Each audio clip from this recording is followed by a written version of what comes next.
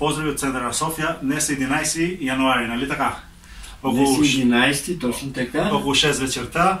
С Сичо Мил се познаете вие и се познаваме ние близо година. Идваме и когато има възможност да му помогне на човека.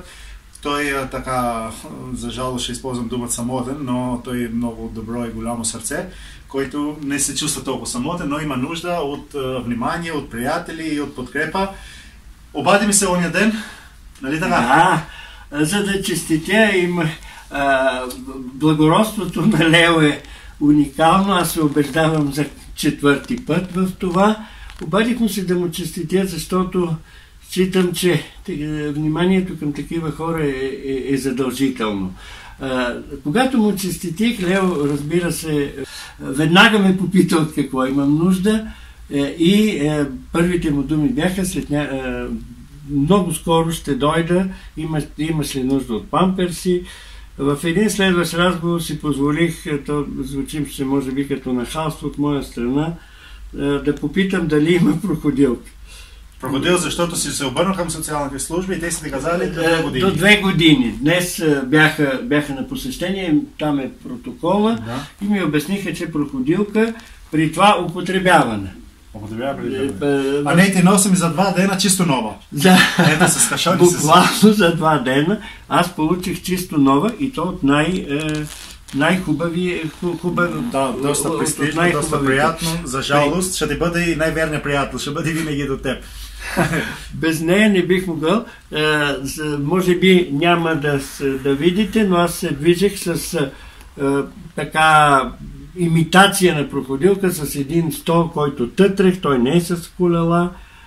Това е смешно и жалко, колкото за мен, толкова и за... Аз съм ти казал от първото ми посещение, че не си сам, ще се опитам да ти помогнем и както виждаме една година, а ние продължаваме да идем да носим и памперси и да носим това, което ти имаш нужда и по наши възможности. Бъди жив и здрав, колкото можеш да бъдеш здрав.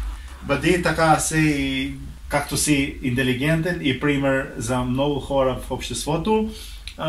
Добрите думи, както не ги спасяваш никога, нито към нас, нито към приятелите. Аз ви благодаря, че вас ви има, защото без вас не преувеличавам, не си служа с суперлативи. Без вас, може би, нямаше да ме има.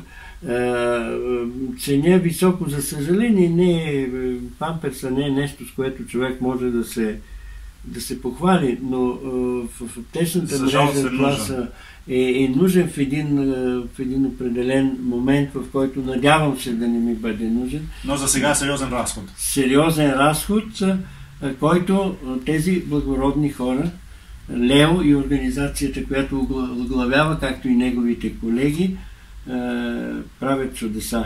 Не по Нова година. Вие правите чудесата винаги. Давате ми сили да живея, да се боря. Иначе аз ги бях загубил. Сичо Мил ни гледа по телевизията постоянно, не е препуснал нашето предаване. Нито едно. И така, да си жив и здрав, поздравявам те, колкото можеш. И наистина сме до теб с нашите така скромни възможности, колкото можем. Но ето, това имаш нужда, имаш го за 2 дни, а не за 2 години. Имаш нужда памперси, носа 6 пакети, които ще дадат едно рамо. Сичо Мил получава пенса, който не е от кой знае какво, но все пак едно рамо винаги е добре дошъл при него. И така, молим всички приятели, които така могат да помогат. Той има нужда само памперси за момента, нали така? Нещо друго? Да. Добре, благодаря ви. Нали знаете, че има една много грозна българска поговорка, аз я мразя. Тя е под масата и над масата. Когато пуснете един човек, когато направите един жест, той не трябва да, когато подадете ръката, той не трябва да е цялата ръка с рамото, защото аз не съм нито центъра на планетата, нито единствения, който има нужда. А вие помагате по уникален начин. И на абитуриенти ги обличате. Помагате в селата, на бабите, на дядовците, които са по-самотни от мен, които може би имат повече нужда от мен. И много ме хареса, извинявайте да прекъсвам и твоя изказ, който вика, вие го правите по красивен начин, да не се обиди човек. Без да унижавате. По един красив и интелигентен начин, като в нито един момент вие не унижавате човека, на който оказвате помощ. Това е изключително ценно, защото веднъж видях един човек, когато бях здрав, бях млад. И аз не съм си представял, че може това да се случи с мен. Но така или иначе съдбата реши друго.